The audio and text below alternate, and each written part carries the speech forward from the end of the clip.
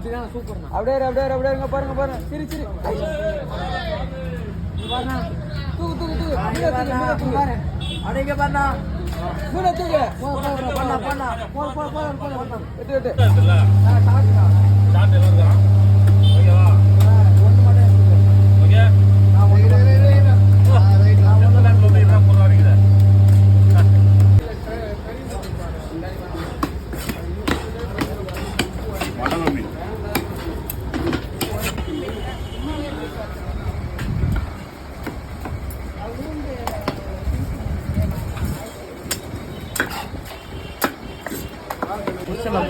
என்னண்ணா போடு பார்க்கணும் தள்ளி விட்டுருண்ணா சொன்னாங்க.